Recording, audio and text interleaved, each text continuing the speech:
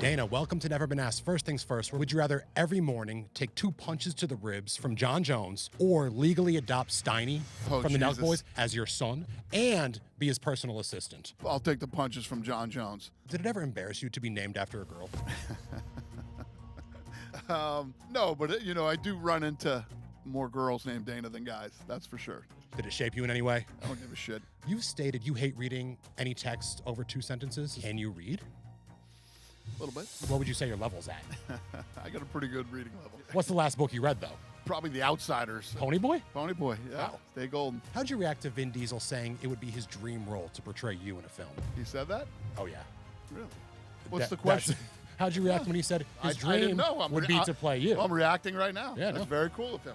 Would you like to say something positive about his acting ability? I'm sure he could play me. Yeah, I'm sure he could play me. Now, if I like Vin Diesel. Vin Diesel's a good guy.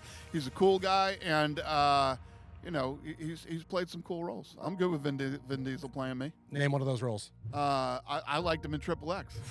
You hated it? I mean, it was obviously horrible, but I loved it. Loved it. Have you ever considered just starting the numbers over or maybe using a better sounding number for a bigger event? No. Who's really keeping track? Well, you're going to go to the White House and do UFC 329 as opposed to UFC 1000. I'm going to do UFC White House. Exactly. Yeah. Do you have a sports take so hot I'll be physically shaken? Mark Zuckerberg beats the living shit out of every one of you because all guys think they're tough and they can fight. Every one of you that are watching who think you're tough, You believe it in your heart of hearts. Mark Zuckerberg will beat the fucking shit out of every one of you. That is certainly a take. He's a good athlete. In coding, you can never judge a book by its cover. Yeah, that right. I don't know if that was a sports drop, but that's what I got. Now, I'm going to pitch you some content offerings to expand UFC programming even further. On a scale of 1 to 10, tell me how much you want to see them greenlit. Yeah. Our first option, Heart Over Height. This is an educational podcast hosted by Hasbullah, where he interviews the most influential and the shortest men and women of all time. So we're talking behind the scenes of Austin Powers with Mini-Me, how Spud Webb won the dunk contest, how Napoleon took over France. What do you think about this one? I love it. I'm in. Out of 10? 6. Okay, as Jon Jones settles into retirement, allegedly. He realizes he's accomplished everything except find true love. This is a dating show hosted by Joe Rogan called The Bone Zone. That's awesome. That's a 10 out of 10. 10 out of 10, That's let's go. hilarious. Yeah, I love it. We know a lot about the fighters from Dagestan, but not about the softer side of the country. This one is called The Real Debutantes of Dagestan. We're taking the Real Housewives formula, and we're taking it overseas, baby. Be mighty disappointed in that one, I promise you. That one might get you killed over there, actually. I think the woman would have to have their faces totally blurred the whole time is a caveat. Yeah. All right, so that's a 0. It's rough TV. Rough TV. Now, UFC fighters have tried and some have succeeded to be action stars. Yeah. This is called Wake and Bake and Taken. It's the exact same plot as the movie Taken, except when you find out your loved one was taken, you just got off smoking a fat ass blunt. What?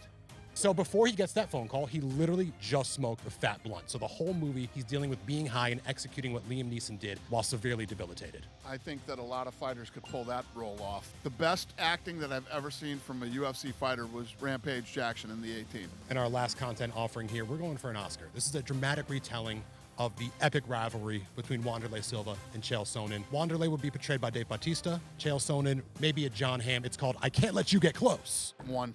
So it looks like we are going with the Bone Zone. The Bone Zone. And potentially greenlighting Heart Over Height with Hasbullah. Okay.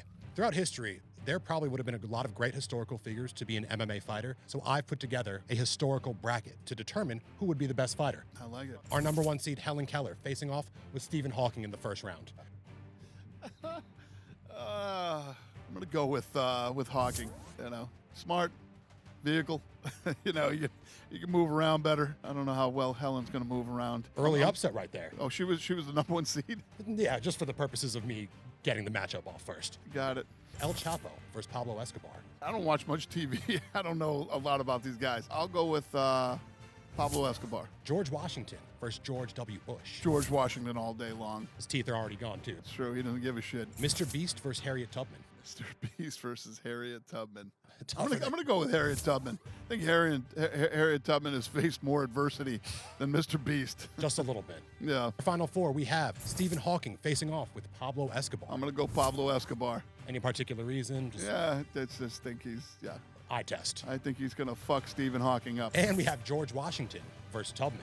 I'm gonna go with George Washington. Simply because of his pedigree. Yes, I mean the guy is you know, first commander-in-chief and ran the country and fought battles and, yeah. Shout out Martha, too. That's the ultimate wag. Which brings us to our final matchup, Pablo Escobar and George Washington. Whoever would have seen this coming. That's actually, we did get down to the two top guys. That's a tough one.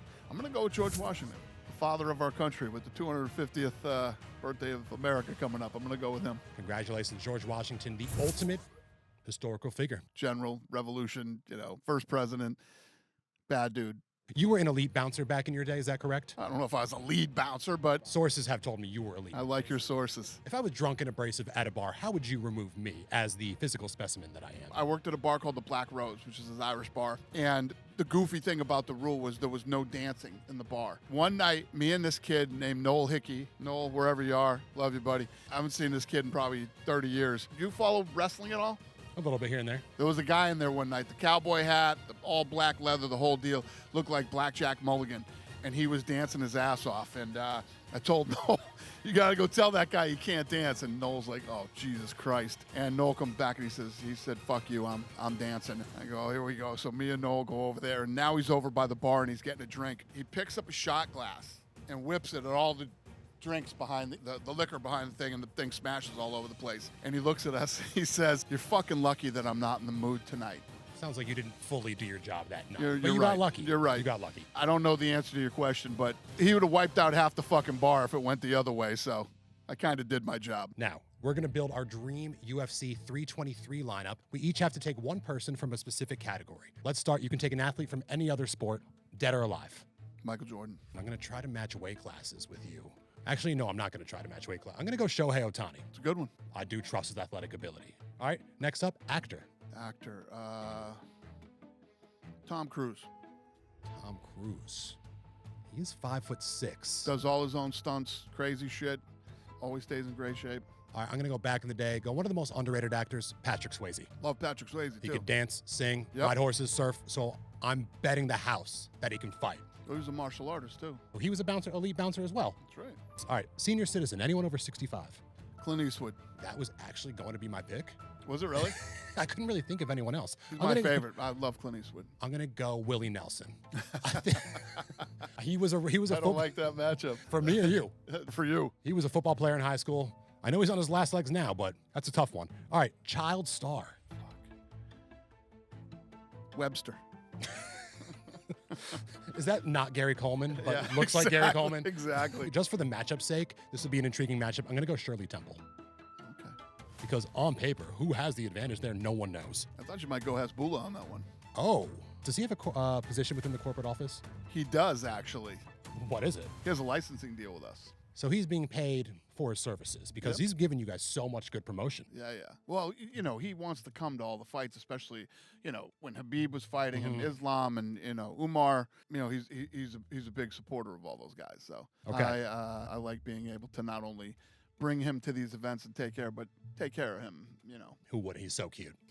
Lastly, historical figure, no one that we have mentioned.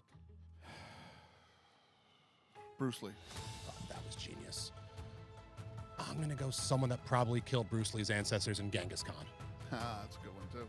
All right, so y'all let us know who assembled the greater lineup for UFC 323, which I would personally like to label UFC 500. Now, out of all of these questions I just asked you, how many had you heard before, at least in this setting? Never. Not one. You killed it. I've never been asked anything that you asked me, and I've been asked some pretty dumb shit in the last 25 years.